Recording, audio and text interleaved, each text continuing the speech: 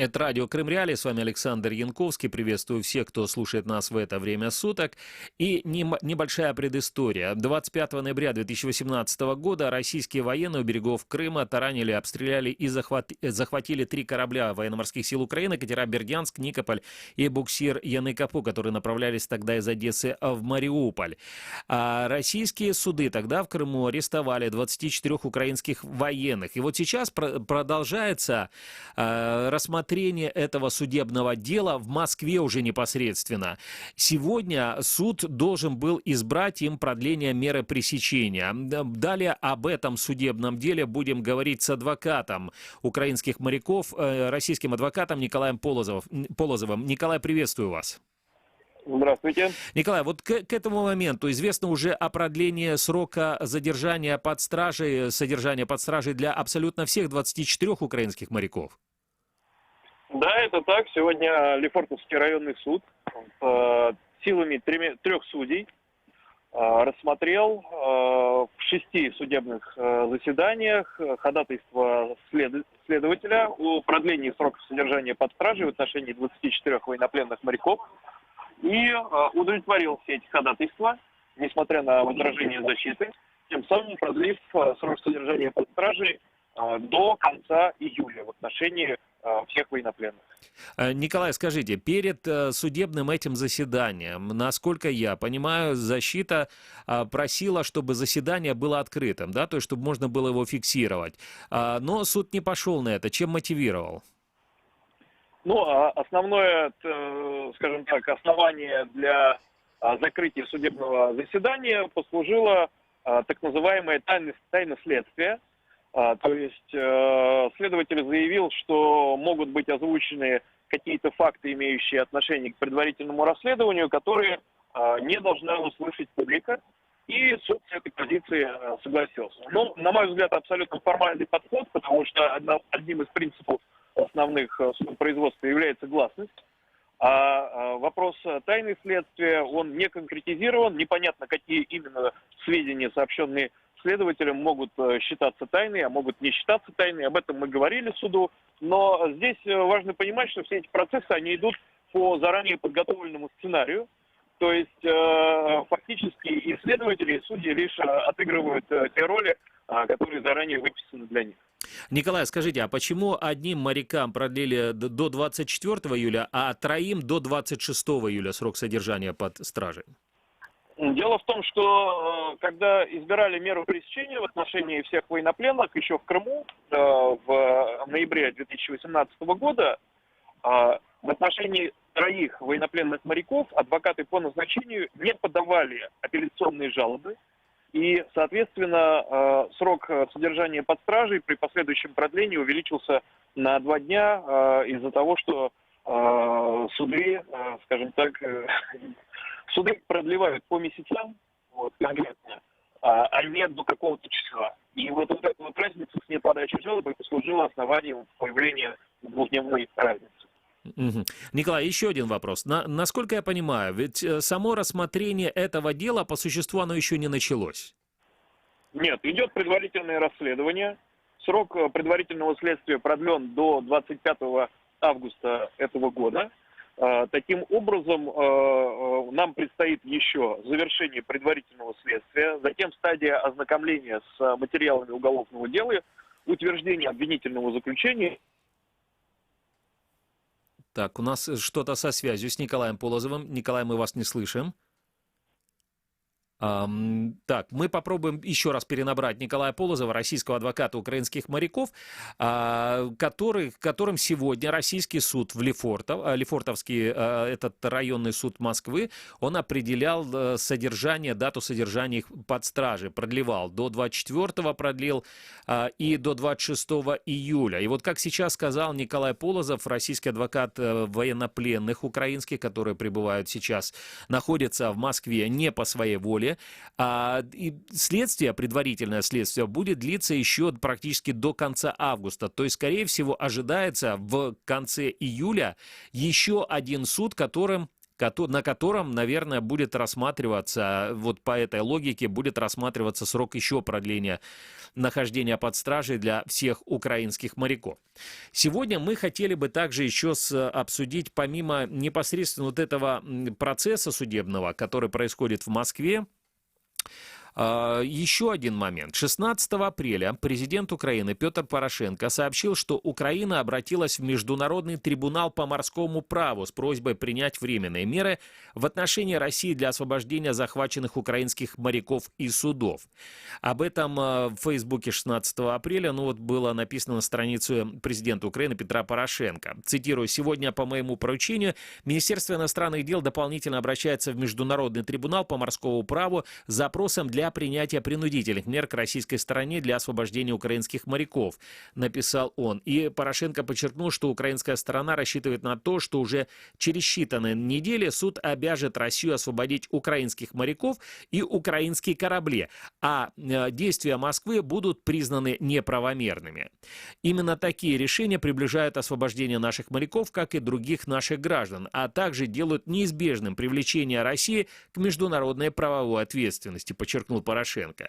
И еще Порошенко отметил, что судилище, которое сейчас проходит в Москве над украинскими моряками, является вопиющим доказательством того, что Россия продолжает демонстрировать циничное неуважение к правам человека. Если для России это политическая игра и шантаж, то для нас это борьба за судьбы наших граждан и уважение к требованиям международного права.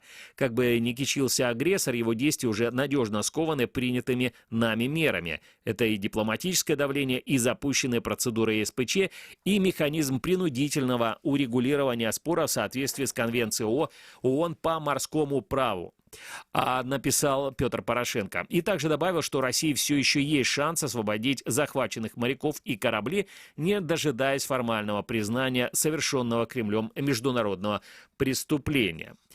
Николай, так, кто у нас сейчас на связи? Сейчас у нас на связи Борис Бабин, юрист-международник и экс-представитель президента Украины в Автономной Республике Крым. Борис, приветствую вас. Доброго дня.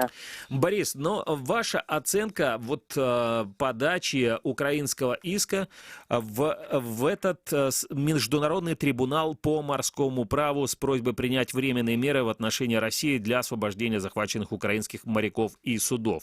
Насколько вообще может Украина ожидать скорейшего решения от этого трибунала, будет и каким оно будет?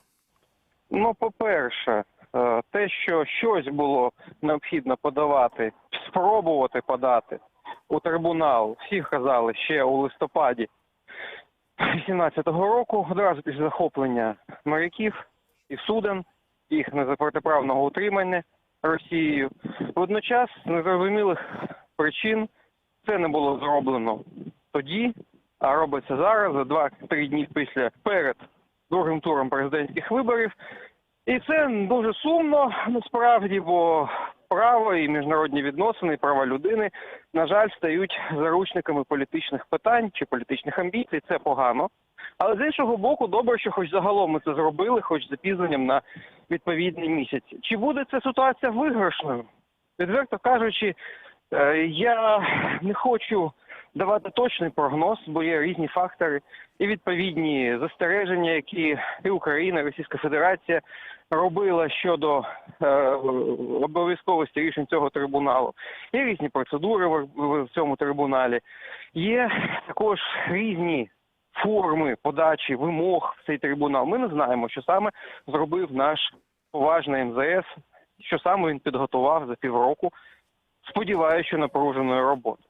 Які можуть бути результати? Результати різні. Варіант один – Росія може вивести себе з-під удару, але виключно через визнання ситуації як військової, і те, що буде виграшно для Росії в Гамбурзі, буде для неї не дуже добре прикладом в Гаазі чи в Москві. Тому тут росіяни, напевно, як то кажуть, віделці сидять. З іншого боку, ми можемо виграти процес, отримати рішення трибуналу на нашу користь. Чи буде Росія його виконувати? Питання друге, але Особливість цього трибуналу в тому, що Росія також іноді змушена до нього звертатися, коли російські судна хтось захоплює. Тому ігнорувати рішення цієї інституції для Росії буде важко на міжнародному рівні. Борис, позвольте, я сейчас процитирую комментарий заместителя министра иностранных дел Украины Елены Зеркаль. Она сказала, что слушания по иску Украины должны состояться в Гамбурге 29-30 апреля, и после принятия решения мы рассчитываем на немедленное освобождение, возвращение в Украину моряков и кораблей в рамках применения временных мер, сказала заместитель министра иностранных дел Украины. Вот на ваш взгляд, на основании, то есть я понимаю, что вопрос, да, скорее всего, стоило бы адресовать на Украинское министерство иностранных дел, но тем не менее, есть ли у этого международного трибунала такие полномочия требовать от России, не требовать, да, а обязать Россию освободить украинских моряков? Повноваження щодо суден і їх екіпажів є. Але, як би пом'якше це сформулювати, дуже прикро, коли посадовці займаються передвиборчою агітацією на користь одного з кандидатів. Тобто це мій коментар щодо цих заяв пані Дзеркаль. Це дуже прикро. Угу. Насправді, все може бути, і може бути позитивне рішення, я ж кажу, це може бути, і шанси у нас є доволі високі. Чому ми це не зробили півроку тому? Чому ми півроку тримали наших хлопців в заручниках, а лише потім звернулися до трибуналу? Хоча, підкреслю, ніяких попередніх процедур для цього не було потрібно. Ні обміну нотами, ні очікування російських судів, нічого. Але ми чекали чогось. Чого ми чекали? Другого туру виборів? Це дуже сумно. Але в будь-яких обставинах сподіваюся, що буде рішення, воно необхідне, воно в будь-якому випадку істотно вплине на ситуацію статус Азовського моря і проход Керченської протоки. Єдине, що також можу сумом констатувати, що коли в 2018 році Росія декілька разів силою зброї захоплювала рибальські судна на акваторії Чорного моря, про зараз вже можна казати, багато хто дуже наполегливо просив МЗС України застосувати відповідні процедури у міжнародному трибуналі. На жаль, ніхто цих процедур не застосував, хоча справді там шанси були майже 100%. Не хочу казати, які сьогодні, зараз, але тоді вони були дуже високі. Але тоді ж, розумієте, не було виборів. Така ось ситуація. І МЗС їм не обіймався. До речі, окремі ці захоплені заручники досі в Криму. І про них всі забули. Понятно. Борис, еще один вопрос. Вот также 16 апреля последовала реакция Министерства иностранных дел России на подачу иска Украины. В опубликованном заявлении говорится, что Международный трибунал по морскому праву не обладает юрисдикцией для рассмотрения иска Украины к России по захваченным украинским морякам и судам. Цитирую, в связи с инициированным Украиной на основании Конвенции 1982 года процессом по временным мерам, российская сторона исходит из того, что Международный трибунал по морскому праву не обладает юрисдикцией для рассмотрения Керченского инцидента, в частности, в силу сделанных и Россией, и Украиной оговорок о неприменимости предусмотренных Конвенцией 1982 года процедур в отношении отдельных категорий споров, заявили в Российском Министерстве иностранных дел. О каких вообще оговорках идет речь? Це і казав. Росіяни дуже не хочуть виговорювати дуже просто слово. Це слово «війна». І там дійсно є застереження щодо воєнних питань, це чи військових питань. Ці застереження не діють. Таке застереження зробила Росія. Те, які застереження робили ми, абсолютно байдуже, до речі, бо не до нас йде позов, а до росіян. І тут важливі їх застереження. Вони дійсно робили декілька застережень, зокрема щодо юрисдикції. Але тут кораблі захоплені в міжнародних водах Чорного моря за 12-мільною зоною, і ніщо не зможе, ніяк росіяни не зможуть довести, що тут немає юрисдикції трибуналу чи юрисдикції конвенції. Друге, що вони можуть дійсно наполягати, це те, що ці судна військові, і це військова операція, і тоді нібито на них не поширюється дії АНКЛОС. Але, знов-таки, саме така позиція росіян мала бути дуже яскраво висвітленою і в рішеннях суду, і в наших заявах. Бо те, що дозволить їм таким чином виграти Гамбург, повторюся, ставить їх велику небезпеку в Гаазі. Бо визнаючи ситуацію військовою, вони тим самим, як то кажуть, самоізоблічаються, самовикриваються у неналежному поводженні з військовополоненими, у тому, що в нас є стан збройного конфлікту з Російською Федерацією і так далі. Тому тут росіяни, як то кажуть, цікаві віделці. Або вони виграють спір, але ми розуміємо, що це війна, або вони програють спір і мають віддати судно. І те для них неприємно. То есть, если Але получается, Борис, получается так, если Россия, с одной стороны, да, говорит, что это был военный конфликт, то она тогда не имеет права судить украинских моряков просто как каких-то там нарушителей границы, она обязана тогда относиться к ним как к военнопленным. Абсолютно так. Хорошо, а если таким путем пойдет Россия, тогда это означает, что по факту, тем не менее, продолжается судебный процесс, и вот сегодня стало известно, что еще им продлили 24 украинским морякам срок содержания под стражей до 24 и до 26 июля, соответственно. То есть, с одной стороны, есть такое заявление МИДа, а с другой стороны, они продолжают держать українських моряків під стражей. І продовжується це суд. Міністерство брехні, і його заяви, як то кажуть, в протокол навіть російські судді не підійшли. Угу. А коли буде рішення арбітражу чи трибуналу, вони будуть змушені це врахувати. Але для мене головне не рішення російських суддів в цій ситуації, а головне, наприклад, Міжнародний кримінальний суд. Куди ми також мали, і я все ж таки сподіваюся, що подамо, можуть змінитися ті посадові особи, які тривалий час це саботують в прокуратурі після виборів, я не знаю. Але якщо ми це опрацьовуємо наразі, і ми подамо цей позов у Міжнародний кримінальний суд, саме там будуть розглядатися питання неналежного поводження військовополоненими. І там, якщо ми програємо Гамбург, виграємо Гаагу. А можемо і виграти і там, і там. Ми можемо виграти і Гамбург, і Гаагу. Але підкреслю вкотре, головна проблема в тому, що це робиться невчасно, на жаль. Якщо щодо Міжнародного кримінального суду я, як юрист, можу зрозуміти певну затримку з підготовкою, хоча також можна було б щось подавати, то щодо Гамбургу для мене затримка на півроку з поданням цих запобіжних заходів абсолютно незрозуміло. Борис, я хочу напомнить нашим радиослушателям о том, что вот Международный суд ООН призывал Россию отменить запрет деятельности, ну, в частности, Меджлиса крымско-татарского народа. 19 июля прошлого года суд проинформировал Украину о своей позиции по выполнению России приказа суда 19 апреля 2017 года, который Москву обязал, цитирую, воздерживаться от ограничений в отношении прав крымско-татарского народа, хранить свои представительные институты, включая Меджлис. И получается так, что вот уже есть такое приблизительно, ну вот я так могу это понимать, решение Международного суда ООН и какие-то обеспечительные меры. Это с одной стороны, которые Россия не выполняет, и которым этим мерам обеспечительным, вот уже будет скоро как 2 года. Это с одной стороны. А с другой стороны, почему-то есть, опять-таки, уверенность у украинских чиновников о том, что если вот этот самый Международный трибунал по морскому праву примет временные меры, да, с требованием освободить украинских моряков, то почему-то Россия этих требований будет придерживаться и освободит украинских моряков. Почему так происходит? Да, ну, с одной стороны, есть требования Международного суда ООН, да, которые не выполняются Россией. Почему Россия будет выполнять эти требования? Ну, тут доля розуму є в цих ствердженнях чиновників невелика. Чому? Тому що Росія сама ніколи не звернеться до Міжнародного суду ООН. Сама, власним позовом. Росія загалом не звертається, як правило, до міжнародних судів. Це не в її правилах. Це для неї принизливо йти на поклон міжнародну якусь інстанцію. І тому вона може щось не виконувати, і це не призведе до того, що хтось на засадах взаємності не буде виконувати щось за позовом росіян. Розумієте? А ось Міжнародний трибунал з морського права Росія іноді змушена звертатися з такими самими заходами. Наприклад, коли десь в Африці захоплюють російське судно під російським прапором, якісь там місцеві товариші. Но ведь международный трибунал, им не откажет же Россия просто на основании того, что Россия не выполнила что-то. Он же все равно будет...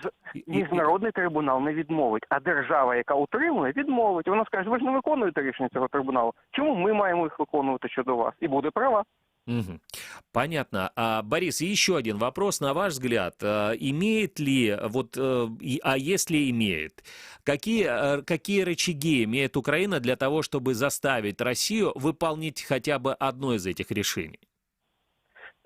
Справа в тому, що у України дуже багато важелів в морській сфері, які ми не виконуємо чи не хочемо, чи не можемо. Простий приклад.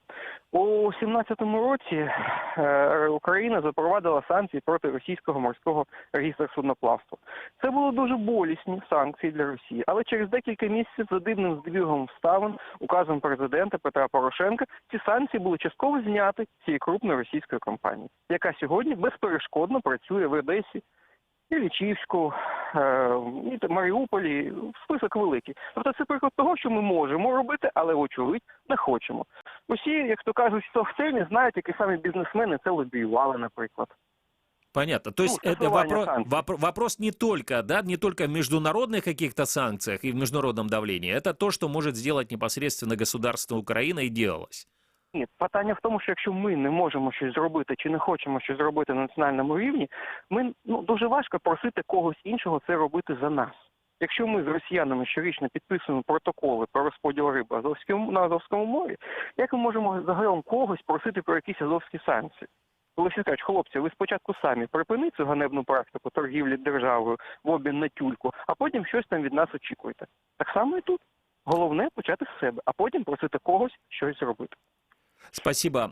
Борис Бабин, юрист-международник, экс-представитель президента Украины в Автономной Республике Крым, был на прямой телефонной связи со студией радио «Крым Реалии». Напомню, о чем мы сегодня говорим.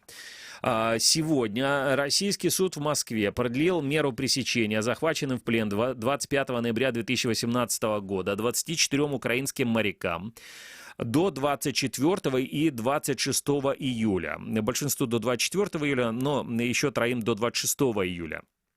Также сегодня вот в этой программе российский адвокат украинских моряков Николай Полозов рассказал, что предварительное следствие будет длиться еще как минимум там до конца августа. Это означает, что, скорее всего, будет продлеваться еще срок содержания под стражей украинских моряков. Тем не менее, 16 апреля президент Украины Петр Порошенко сообщил, что Украина обратилась в Международный трибунал по морскому праву с просьбой принять временные меры в отношении России для освобождения захваченных украинских моряков. И так как прокомментировала вот это обращение Украины заместитель министра иностранных дел Украины Елена Зеркаль, она сообщила, что слушания по иску Украины должны состояться в Гамбурге 29-30 апреля.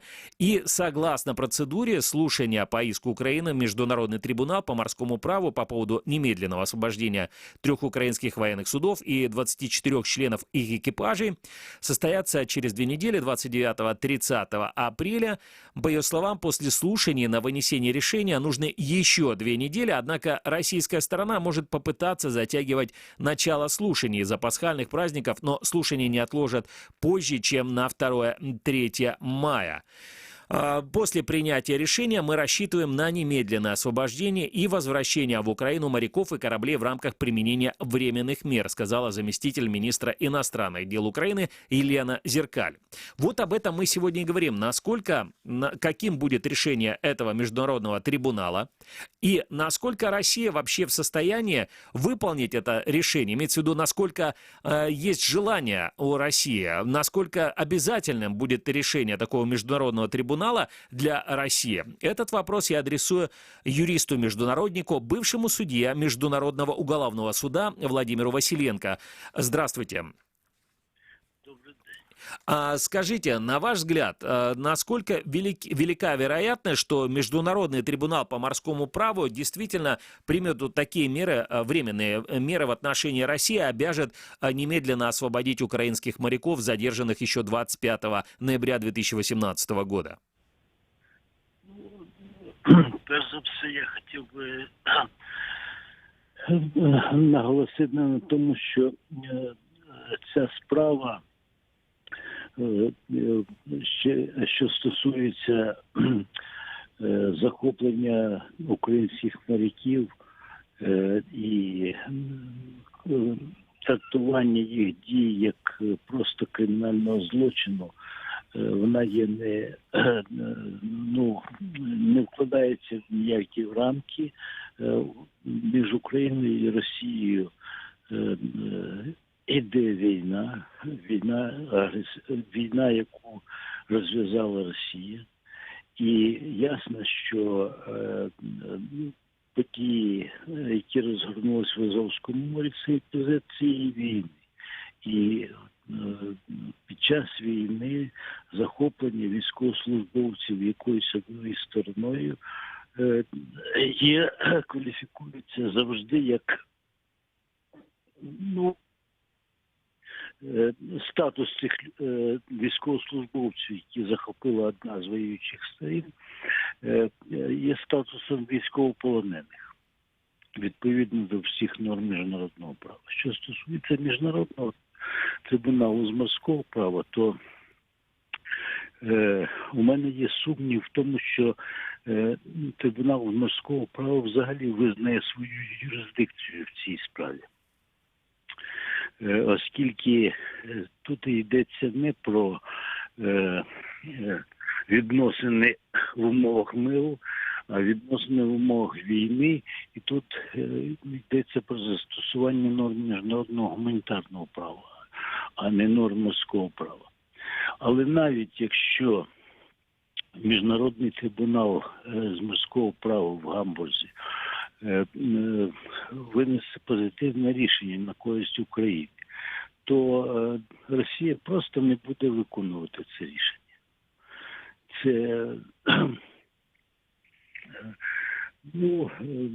Про це свідчить поведінка Росії, яка стосується її ставлення взагалі до рішень міжнародних судових інстанцій. Я згоден з моїм колегою Борисом Бабіним, який щойно сказав, досить чітко охарактеризовал ситуацию. Владимир Андреевич, но с другой стороны, вот тот же самый упомянутый вами Борис Бабин, он сказал, что если Россия говорит о том, что это был военный конфликт, тогда это означает, что она как бы сознается действительно в том, что она должна относиться к этим морякам как к военнопленным, к захваченным 24 украинским морякам, которых сейчас удерживают в Москве. Или же вот в российской картине мира, может быть, все будет это прекрасно уживаться, и с одной стороны они будут говорить о том, что никакого военного конфликта нет, и судить украинских захваченных моряков, и с другой стороны говорить, что не распространяется действие вот этого международного трибунала по морскому праву. Звичайно, так і буде. Справа в тому, що Росія спотворює існуючі норми міжнародного публічного права, спотворює зміст міжнародно-правових інститутів. Власне кажучи, говорять про те, що Росія веде гібридну війну проти України. Але і елементом цієї гібридної війни є ще так звана правова війна, warfare її називають. Що це означає? Це означає, що Росія використовує міжнародне право, своє тлумачення міжнародного права таким чином, щоб не виконувати і порушувати, виправдати своє порушення міжнародного права. Оце якраз той випадок. Тобто Росія стоїть твердо на позиції, що ніякого збройного конфлікту немає, що це внутрішній конфлікт в Україні, що Крим – це територія Росії, що ті води, які, води Керченської протоки там, і Азовського моря, і це внутрішні води Росії, оскільки Крим – це частина території Росії, і таким чином судна, ці військово-морські судна і буксир, цей Нікопур, вони порушили територіальні води, кордони Росії, морські кордони Росії. Оце їхня логіка. І цієї логіки вони будуть дотримуватись якщо буде винесено позитивне на користь України рішення міжнародного трибуналу, і вони проігнорують рішення міжнародного трибуналу. І в даному випадку це відмова Росії виконувати рішення Міжнародного морського трибуналу, це додаткова підстава для посилення санкцій проти Російської Федерации. Но автоматически, я, насколько понимаю, эти санкции не могут быть дополнительно введены. Для этого необходима, опять-таки, соответствующая работа украинского внешнеполитического ведомства. Звичайно, ви тут абсолютно праві, але це підстава, правова підстава для української дипломатії вимагати посилення міжнародних санкцій. Не зняття санкцій, а посилення міжнародно-правових санкцій. Але для того, щоб вимагати посилення міжнародно-правових санкцій, необхідно самій Україні запровадити санкції, більш жорсткі санкції проти Російської Федерації. У нас, на жаль, відсутня політика санкцій проти держави-агресора. Послідовна, системна політика санкцій. Там якісь заходи були здійснені, якісь були епізодичні рішення Ради національної безпеки і оборони, але це не якісь вибіркові заходи, які дуже слабі і які не впливають на Росію. І от знову-таки Борис Балін правильно зазначив, що у нас є засоби натиснути на дуже болючі точки в Російській Федерації, але їх чомусь наше дипломатичне відомство і адміністрація президента ухиляється від здійснення такої системної политики санкций щодо Российской Федерации. Спасибо вам. Это был Владимир Василенко, юрист-международник и бывший судья Международного уголовного суда. Напомню, о чем мы сегодня говорили. 16 апреля президент Украины Петр Порошенко сообщил, что Украина обратилась в Международный трибунал по морскому праву с просьбой принять временные меры в отношении России для освобождения захваченных украинских моряков и судов. И мы ожидаем, что вот это решение, само заседание этого Международного трибунала состоится 29-30 апреля. И мы продолжим следить за этими событиями и посмотрим, каким будет решение Международного трибунала и какой будет реакция России. Обязательно сообщим вам об этом в эфире программы, в эфире радио Крым Реалии. А программу «Крымский вечер» мы продолжим через несколько секунд. 21 сентября 2015 года вы впервые услышали радио Крым Реалии, а мы впервые вышли в эфир. Каждый день мы готовим новости, ток-шоу и авторские программы. И все потому, что крымчане имеют право знать.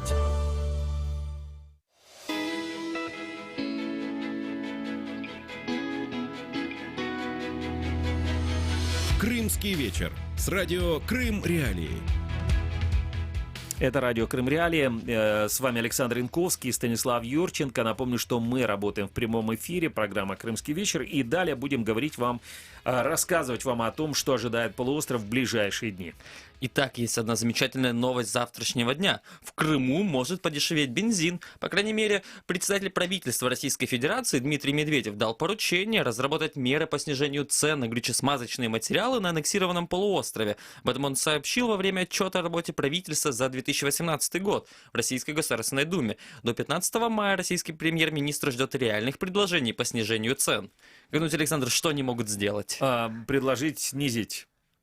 Можно, в принципе, обвалить рубль. Обвалить рубль, идея. и тогда, знаешь, как бы в долларах цены на бензин будут доступнее. Но я не знаю, что еще они могут сделать. Что у нас интересного еще? Глава российской администрации Крыма Сергей Аксенов пообещал, что в Крыму появится 40 подстанций скорой помощи. Такой план на 2 года озвучил господин Аксенов. В ближайшее время приобретут и установят 13 модульных подстанций скорой помощи. Это означает какие-то, такие, знаешь, вагончики, то есть не будут строить. Также Аксенов сообщил, что изысканы деньги на дополнительные стимулирующие выплаты водителям автомобилей скорой медицинской помощи. Уже с 10 июня водителям будет начисляться надбавка в размере 3000 рублей, а также надбавка за безаварийность. Вместе с тем господин Аксенов пообещал не сокращать ни одну амбулаторию, ни на одну станцию скорой помощи. Я вот знаю, на что водители скорых помощи могут потратить эту самую надбавку. На штрафы, которые они получают от автоматически систем фотофиксации нарушений правил дорожного движения за превышение скорости. Но я думаю, 3000 рублей точно не хватит на покрытие этих самых штрафов. Потому что если каждый день они выходят на работу, и каждый день им приходится там нарушать правила дорожного движения, то точно 3000 рублей не хватит на месяц. Еще одна новость. За взятку 5 лет тюрьмы. Бывший директор государственного унитарного предприятия «Севастопольский автодор» приговорен к 5 годам колонии. Об этом сообщила пресс-служба прокуратуры Севастополя, ссылаясь на решение апелляционного суда. Чиновника признали виновным в получении взятки в крупном размере. Прокуратуре удалось обжаловать приговор Ленинского райсуда Севастополя, который в январе этого года дал взяточнику 7 лет лишения свободы условно. Бывший чиновник получил взятку на сумму 5 миллионов рублей за заключение договора с юридическим лицом на поставку техники и стройматериалов. То есть, значит, 1 год, 1 миллион. Да. Да, то есть дали бы 6 миллионов, было бы 6 лет. Да? А за дачу взятки компания сама была оштрафована на 10 миллионов рублей. То есть влетели они, в общем, на 15 миллионов рублей. Видимо, да. Еще одна новость. Аэропорт Бельбек под Севастополем планирует ориентировать на деловую авиацию. Об этом сегодня заявил генеральный директор аэропорта Симферополя, в ведении которого находится Бельбек. Зовут этого господина Евгений Плаксин. По его словам, сейчас проходит архитектурный конкурс, в результате которого будет выбрана концепция нового аэровокзального комплекса аэропорта Бельбек. И Плаксин отметил, что реконструкция аэропорта под Севастополем сейчас находится в активной фазе. Есть генеральный план, который утвержден и подписан всеми сторонами. Не знаю, какими всеми, но тем не менее. Мне вот интересно, что такое деловая авиация? То есть там появится огромное количество гироскутеров, на них будут прокатываться люди, пить смузи, да? И курить вейпы, да? Курить вейпы и собраться на коворкинге, это будет что-то такое? Видимо, но дело в том, что севастопольское руководство, вот назначенное Россией, оно несколько лет уже мечтает о том, чтобы у города появился собственный аэропорт гражданский. Но он не появляется, потому что денег очень много вбухали в реконструкцию терминала аэропорта в Симферополе, и, собственно говоря, вот этот сам аэропорт Бельбек, его тоже передали в ведение этого аэропорта. А зачем им еще один конкурент? Ну вот есть как бы один аэропорт, из него летают только в Россию самолеты, больше никуда не летает. И зачем им еще Севастопольский аэропорт? Это, наверное, абсолютно им непонятно. Поэтому гражданская авиация имеется в виду, скорее всего, только те какие-то частные самолеты, которые туда могут прилетать непосредственно в сам Севастополь. А теперь новость специально для Станислава Юрченко. Да, житель Керчи может лишиться свободы на 5 лет за кражу игрушек и тележки для мороженого. Смотри, значит, посадили на 5 лет чиновника, главу Севастопольского автодора, за взятку на сумму 5 миллионов рублей. А тут за кражу игрушек и тележки для мороженого дают такой же срок. Знаете почему? Потому что это Керчь. Да, ну что там интересного? Керченские полицейские задержали мужчину, который украл тележку для мороженого и детские игрушки из магазина, после чего пытался продать их на рынке. Об этом сообщила пресс-служба МВД по Крыму. В момент, когда он пытался распродать похищенный товар по сниженной цене, его и задержали. При службе отметили, что мужчина ограбил магазин, расположенный на одной из центральных улиц Керчи. После задержания мужчина написал явку с повинной. Грозит ему, как мы уже обсудили, до 5 лет тюрьмы. Не успел распродать, да? Да. А тем временем кое-кто обманул крымчан на 1 миллион рублей. Не просто кое-кто, а житель Новосибирска. Ему предъявили обвинение в совершении серии телефонных мошенничеств в отношении жителя аннексированного полуострова. Злоумышленник обобрал крымчан на сумму около 1 миллиона рублей. Об этом сообщает пресс-служба российского МВД по Крыму. Жертвами мошенника чаще всего становились пенсионеры. И не просто пенсионеры, а пенсионеры из Керчи. Он звонил им по телефону, сообщал, что их близкие попали, в общем, оказались в затруднительной ситуации, нуждаются в финансовой помощи. Ну и, видимо, там требовал какие-то деньги, чтобы ему перечислили, и поэтому он порешает все вопросы. Злоумышленник представлялся сотрудником правоохранительных органов. Для реализации своего умысла Позарем находил на различных сайтах людей, нуждающихся в заработке, а также звонил в службу такси, предлагая им проехать по адресу и забрать денежные средства. Взамен курьер получал 10% от суммы. 31-летний подозреваемый сознался в содеянном и сейчас находится под стражей. За ущерб 1 миллион рублей ему грозит наказание от крупного штрафа до 6 лет тюрьмы. Опять-таки, смотри, да, тут 6 уже лет тюрьмы. Там, еще раз напомню, чиновник автодора за 5 миллионов 5 лет тюрьмы, а тут человеку за 1 миллион 6 лет тюрьмы. Опять-таки, потому что Керчь. Не чиновник, потому что, да, опять-таки. А тем временем ни дня без наказания. В Симферополе оштрафовали более сотни нарушителей правил благоустройства города. А в Симферополе есть благоустройство? Я не знаю, есть ли благоустройство сейчас, но правила есть. Ну и такое решение принято сегодня. Слушай, подожди, если плитка проваливается, это же благоустройство. Да. Если ливневки проваливаются, это тоже благоустройство. Да. Если асфальта нет на улицах, это тоже право. А кто-то, может быть, решил заасфальтировать эти улицы, допустим, старого города. Его наказали, не смея вообще делать. Негодники какие, а? Да, значит, решение о штрафах приняли на заседании административной комиссии, и там рассмотрели 130 материалов об административных правонарушениях. В отношении нарушителей были вынесены постановления о наложении штрафов. Какой вообще высокий стиль. Большая часть составленных административных протоколов касалась слива нечистот на проезжую часть, сброса строительного мусора на контейнерные площадки и стоянки транспортных средств на зеленых зонах и пешеходных коммуникациях, несвоевременное устранение разрытий после проведения земляных работ различными специализированными предприятиями. Ну, слушай. Вот вы читаете, а я прям вижу перед глазами Симферополь. Это благоустроенный Симферополь. Да, это он, все еще он. Описание его портрета. Ну, вот интересно вообще, а что значит не касалось слива нечистот на проезжую часть? А куда выливать эти нечистоты? Вот именно в старом городе Симферополе, куда это все выливать? Абсолютно, да и в новом городе. Ну что еще интересного? В Крыму назвали самые проблемные памятники. В настоящее время на аннексированном полуострове из памятников культурного наследия в наиболее неудовлетворительном состоянии находится дом графини Монжена в селе Красноселье Симферопольского района, помещичья усадьба в селе Чеботар Косакского района и так называемый дом Арендетта в Симферополе. Об этом рассказал заместитель... Арента, наверное. Да, именно. Об этом, но он же уже очень много лет в крайне неудовлетворительном состоянии. На самом деле он очень много лет в крайне неудовлетворительном состоянии. Столько же, наверное, сколько лет работает в Комитете по охране культурного наследия его нынешний заместитель председателя Вячеслав Зарубин. А он уже там много-много лет? Конечно, он очень много лет там. Даже он некоторое время ему пришлось посидеть вот тоже там за то, что выделяли они и подписывали документы разрешительные на застройку самых разных памятников. Ну, мест, которые должны были охраняться документами. Ну, снова человек, видишь, возглавляет, заместитель председателя Госкомитета по охране культурного наследия Крыма Вячеслав Зарубин. И видишь, его теперь беспокоит, Зарубина беспокоит, значит, что ряд объектов культурного наследия в Евпатории, в частности, здание бывшей гостиницы кафе «Бо-Реваш». Давайте перейдем от новостей крымских к новостям не крымским. Ну, давай. Севастополь. Попытка не пытка. Организаторы референдума о недоверии Овсянникову еще раз испытают удачу. Ты знаешь, мне кажется, они погорячились, если они говорят, что попытка не пытка.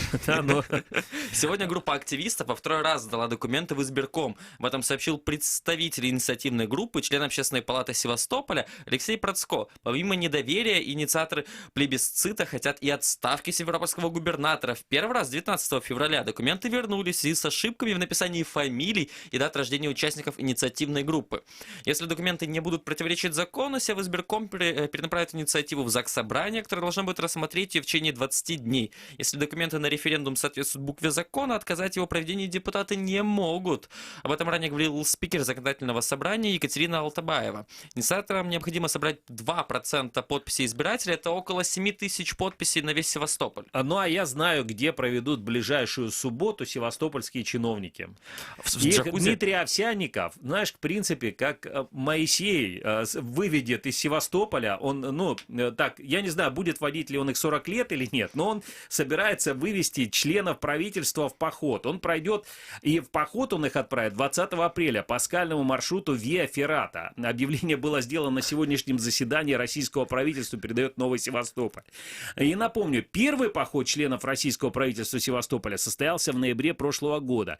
Чиновники преодолели сложный скальный туристский маршрут, также по приглашению губернатора города Дмитрия Овсянникова. Слушай, я думаю, что на самом деле тут даже, наверное, более такое лучшее сравнение, это, наверное, с Иваном Сусаниным. Его, наверное, так могут прозвать после вот этого похода по Виа Феррате, как дорога из железа. Она проходит по горному хребту Делекли-Бурун на вершину горы Ильяская. Вот интересно, сколько вернется. Вот мне тоже интересно. Они хотят очистить правительство до того, как пройдет референдум? Наверное. Я не знаю, какие цели преследует Дмитрий Овсянников, но вот он 20 апреля собирается чиновников, членов правительства, вывести их в поход. Очень интересно у него... У нас время. Время закончилось. У нас есть еще новости из Севастополя, но нет, мы же все же Крым Реалии. Мы вернемся с новостями о Крыме уже завтра. Новостей из Севастополя для вас было сегодня достаточно. Достаточно для вас было и Александра Янковского, и Станислава Юрченко, но никогда не будет достаточно. Радио Крым Реалии. Слушайте нас.